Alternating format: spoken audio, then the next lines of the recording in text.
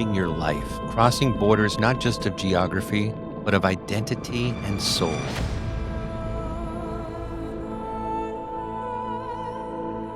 Imagine standing on the soil of your ancestors, feeling the pulse of a lineage you never knew. What does it really mean to come home? For Queen Bee Michele, every passport stamp is a breadcrumb on a much deeper trail, a search for belonging, healing, and the wisdom to help the next generation do better. Tonight, we're not just talking about travel, we're talking about generational trauma, soul reclamation, and the radical act of moving inward when the world says to keep running. I'm Scott Allen, and you're listening to the Enlightened Life Podcast, the show where we go way, way beyond the surface of transformation. Tonight's guest is a storyteller, a seeker, and a guide for anyone ready to ask, what is home really? And what does it take to heal there? Queen Bee Michele is an author, blogger, curriculum creator, and founder of the Fula History and Genealogy Society in America. She's lived in Mexico, traced her roots to the Fula tribe of Guinea-Bissau, cruised the Nile, and developed a mindfulness curriculum now piloted in Detroit schools. Her books, Considerations, A Guide for Moving Abroad, Traveling Home Together, and The Road to Well-Being invite readers to journey inward as much as outward. And tonight, she's here to talk about healing, identity, and what it means to truly come home.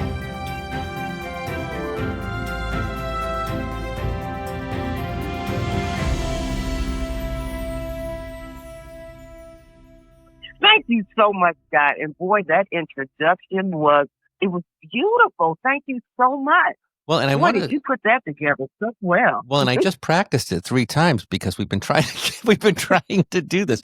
And for people who don't know, you're going to see that Queen Michele is actually not on the screen like we usually do video. She's not on the screen today because we were having internet problems. She is in Mexico and we kept getting booted out. So I said, that's it. I'm just going to call you and we're going to do it by voice. But I think you're going to get just as much out of this because she is just a delightful, delightful guest. You have lived across continents, who learned about the difference between moving abroad and truly finding home. Is home a place or people, or is it something else for you entirely? Great question. Man, what is home to me? Is home a place? Is home a people? Home is a space. You know, home is a consciousness, if you will. You know, riding to that space of. I also am what I would consider a new earth representative. And that's what Traveling Home Together, that is a spiritual handbook, actually, for those who are newly awakened, those who are awakening. It helps them to navigate that shift in consciousness that they're experiencing. And wow, what a great question. So I would say, one would say, well, where is New Earth? Where can I go to New Earth at? Well, see, New Earth is not a place. It's a state of consciousness. So to answer that question, that's where home is. Home is a state of consciousness. I love that. That you create.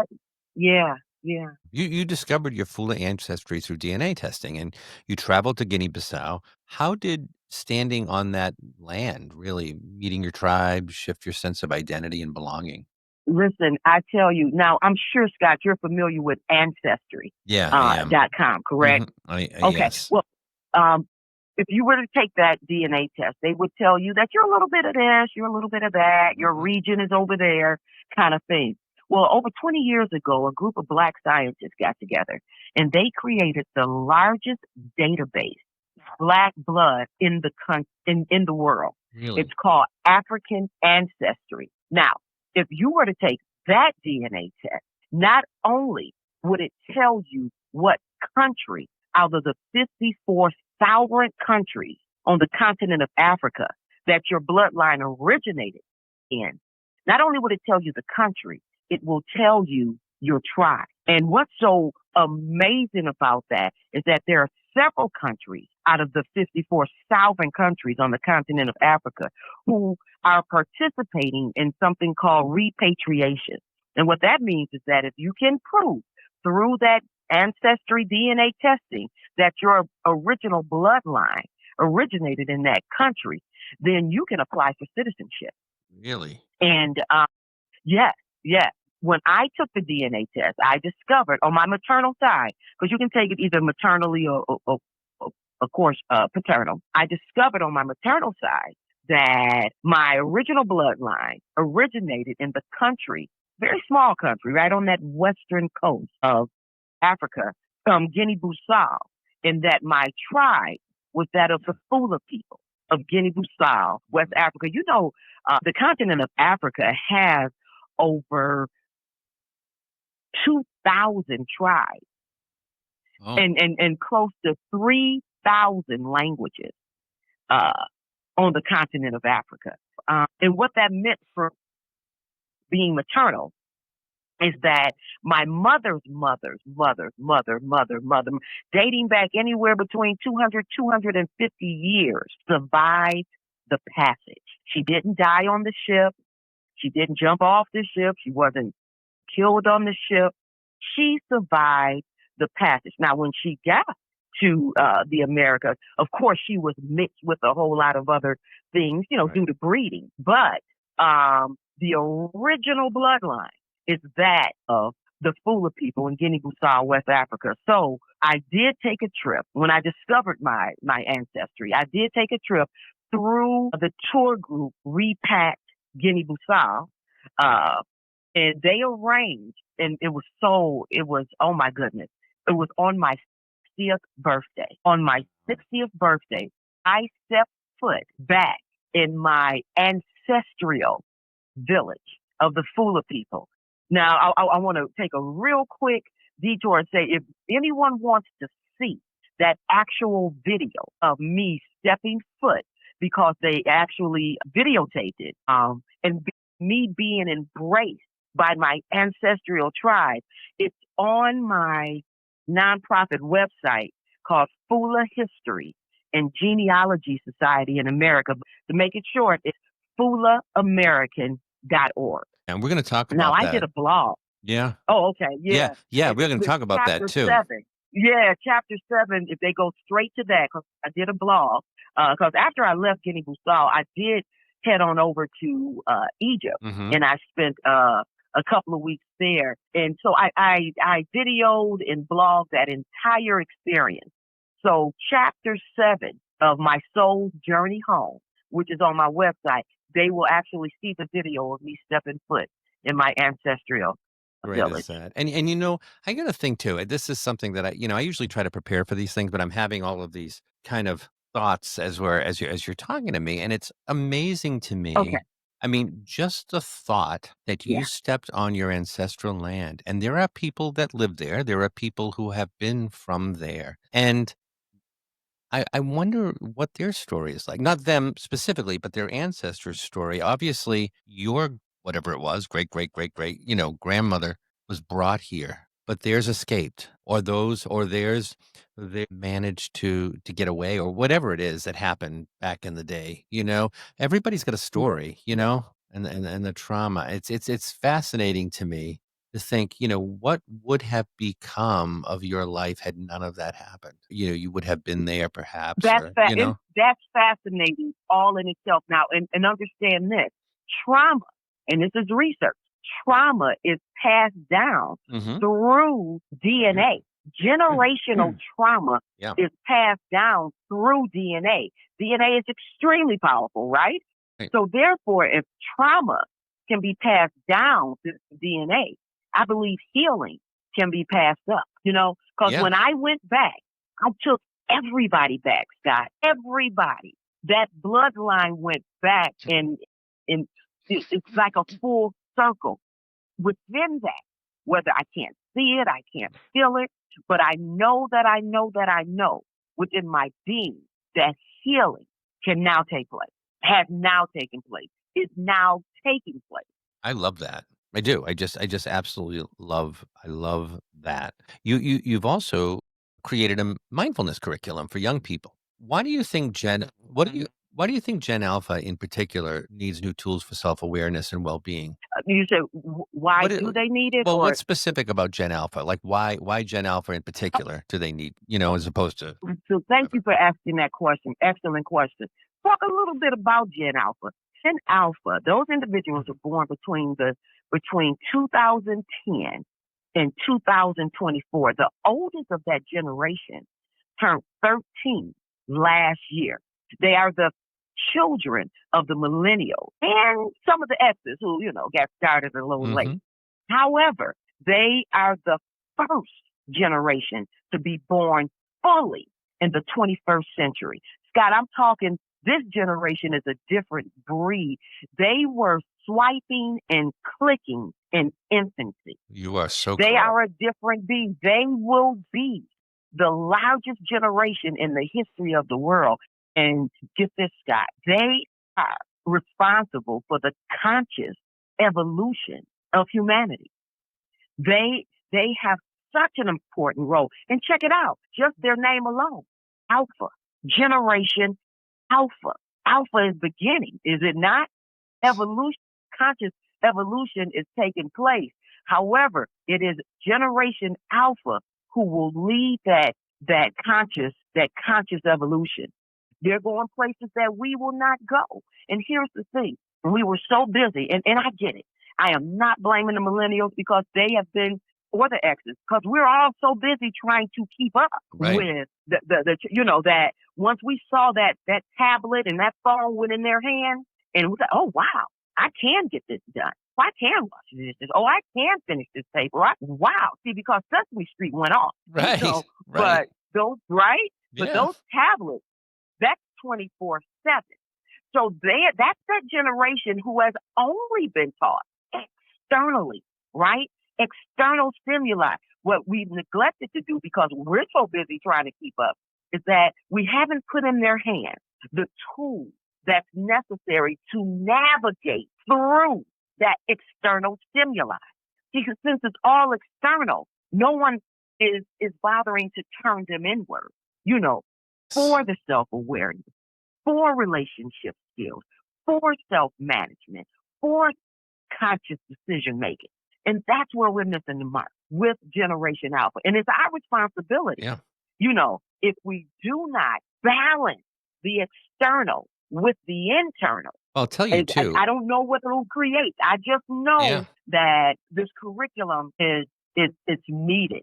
It's impactful. It's necessary. Scott, remember, I don't know about you, but when I was going through school, we had classes like home economics. Right. We had typing. We had auto mechanics. We had, all of those things that kind of prepared us for our world. But since their world is external and has been and will continue to be, where's that class that kind of helps balance that externalness? Right. Well, it's not always the external. They have to go inward. And so that's what they have to, Scott. Yeah. Well, and I was just going to say to you, we haven't slowed them down. Yeah. Well, and I was just going to say, I'm an old dad. When I say I'm an old dad, I just turned 59. I'm not old, but I feel like I was 40. My son is 12. So he's like right there. He's there. He's right in that. Generation Alpha. Well, he is. And we taught them, thanks to COVID, that you can do everything online. Everything's online. And I remember being a kid and my mother would say, go out and play. And I would go out and we lived on a nice dead end street. And there were a bunch of other kids down the end. I would go out and we'd play and she'd call me for dinner and I'd come running up the street. These kids don't do that. They play virtually. They never hang out together. I mean, I shouldn't say never. It's very rare that they go out and just play. They are always on their tablets or whatever it is that they're playing with. And you're right. Everything's that external, everything. And I love that the idea of going inward. There's a lot of talk about well-being. Just a class that kind of equips them with some tools. Yeah, 100%. I think it's wonderful. They equipped us with tools, did they not? Absolutely. It's a class. That's and it. Here's the thing. They piloted the curriculum in the 2024-25 school year. Oh. Right? In 2 middle schools in Detroit. Mm-hmm. This is what I found out, Scott. This is what I found out. Here's the thing about putting that type of curriculum into a teacher's hand and then saying, here's practices and exercises, to help them and to help you actually. Here's the thing, Scott. Unconscious cannot teach consciousness. The unconscious can't teach consciousness. How can a teacher lead a student inward when they don't go inward? Right. You're right. You know, they don't go inward. They don't know internally that journey. Yeah. No, you're right. You're right. So I put this content inside the hands of a science teacher and an English teacher and a math teacher. Those are content teachers. The only teachers who really tried to kind of incorporate it into, into their classroom somewhat were the music teacher, the drama teacher, the Yeah. art teacher. Those are teachers a little bit more connected with that internal world. The rest of all they do is put out fires all day long. Yeah. Teachers Right. really have it hard teaching Gen Alpha. Again, it's so rapid. The technology is so rapid, and they're trying to keep up with it. And administration is coming down with them, and the test scores are low, and they're 2 and 3 grade levels behind in reading and math. And here I come and I say, hey, get them to breathe. Hey, meditate. That Right. kind of thing. Right. Yeah. They were Yeah. busy putting out fires. So in that understanding, piloting the program gave me a huge understanding of how this has to be a class that they go to, an elective that they go to. Definitely necessary, but being also taught by someone who has taken the journey 100%. or who's willing to go on the journey Yeah. with them. Yeah. I'd like to switch gears just a second because I'm curious. Really is a lot of talk about well-being these days, but there's also a lot of burnout and there's a lot of overwhelm. Why do you think it's so hard Exactly. for people to bring, all 6 aspects, spiritual, emotional, mental, physical, social, financial, into balance? And even more so, who benefits from us staying unbalanced? Oh, Scott, you ask the most, the best question. And here's the thing, Scott. Aren't you glad we called Um, back? so glad. I Yeah, am me so too. glad. Me too. Because here's the thing. The curriculum is based on, it's called 52 Insights for Gen Alpha, a conscious curriculum. But it's based on 52 uh, quotes, okay? And they take one quote a week and they do a deep dive into that quote, you know, through audio, through video, through written word, right? Through exercises and through practices of that one particular quote, right? And those are original quotes that came from either my writings, through my meditation. Those are original quotes from me. The very first quote of the book is this, and I believe it answers your question. And it says simply, the matrix cares not about the quality of your life and your purpose here, but only of the quantity and how much you can give over to the system. You owe no one or no thing your life. And what that basically says is if you don't get off the wheel, if you don't turn inward, you will never see that spinning that takes place. Let me tell you why I moved to Mexico in the Yeah. very first place. Why did I move to Lake Chapala? I am a retired elementary and middle school teacher. Okay. I Mhm. retired in 2000. And when I retired, when I got my first pension check after 27 years, I got my first pension check. I said, okay, well, I'm going to have to, supplement that a little bit. No problem. It was fun doing these different little jobs to supplement my pension. God, I was an Uber driver. I drove a shuttle for a transportation company that serviced the railroad. I did some online curriculum design. I was having a ball doing all of these little jobs, to supplement the pension. But after a year, I said, hey, wait a minute. I'm going to always have to do this. I'm going to always have to work to supplement my pension. See? And here's the thing with that. I could continue working, but I would only be working to pay bills. Yeah. You see, there would be no weekend getaways. There would be no fine dining.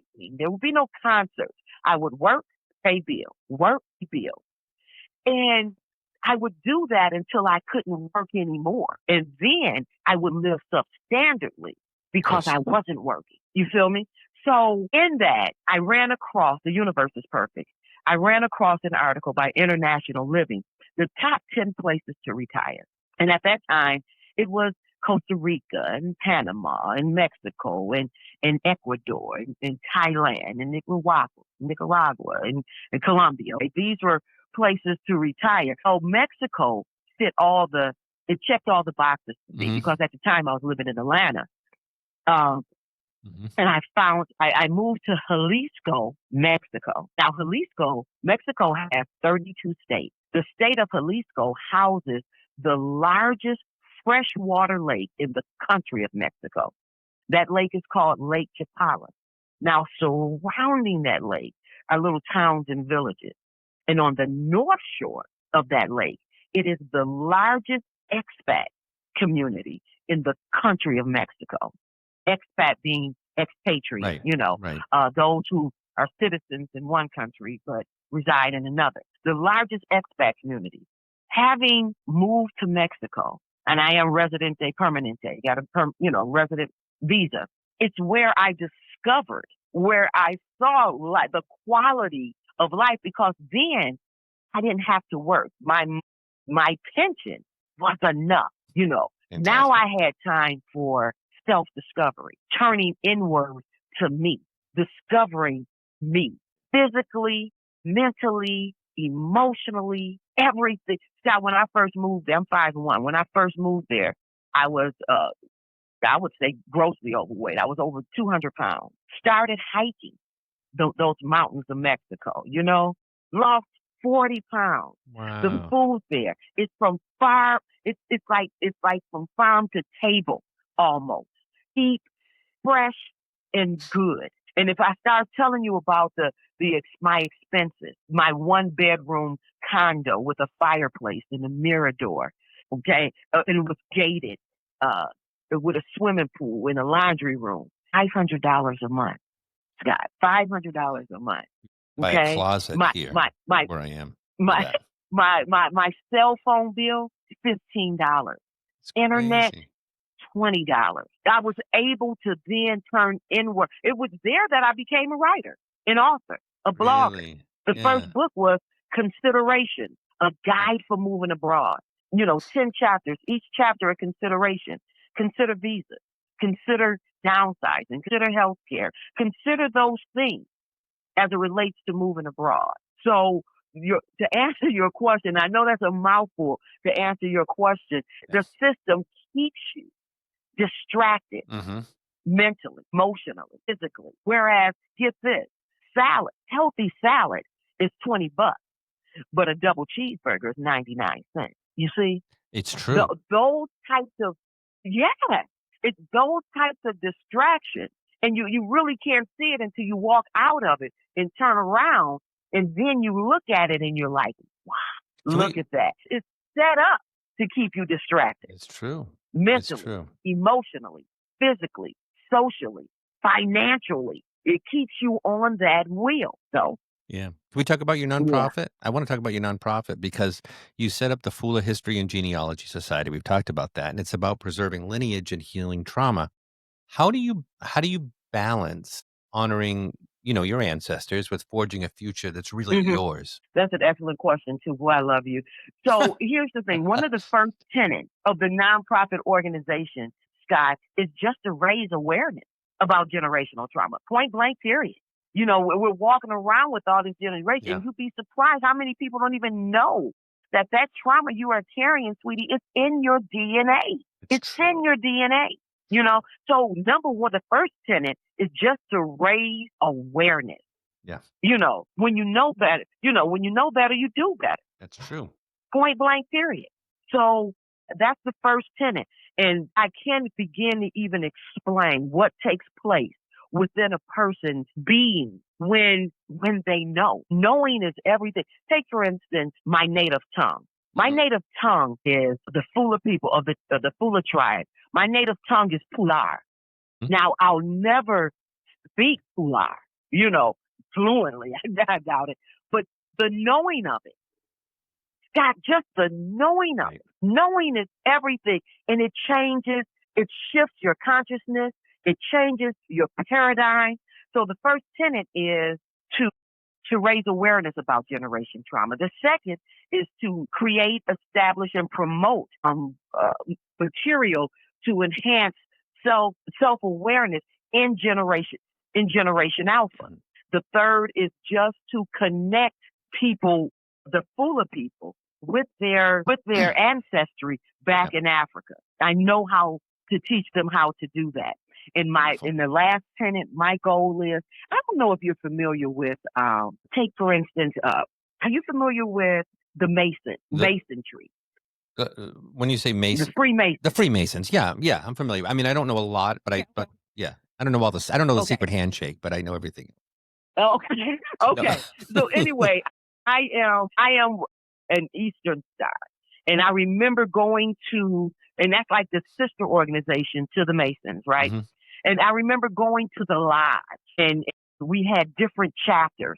Like there would be the Esther chapter, Yeah. and it would be the Sunshine chapter, hmm and this chapter, and they would meet on certain days a week, and they would do fundraisers and different things within their chapter, you know. Now we would meet together as a big group, but most of the time we're working within our chapters up under that umbrella. I envision one day of African connection centers, whereas like Alive, whereas the Fula chapter meets on Monday, and the Dojo chapter meets on Tuesday, and the Mandika chapter meets on Wednesday. And within their chapters, they're fundraising and educating and doing things within their chapter, being connected back to their ancestry in Africa.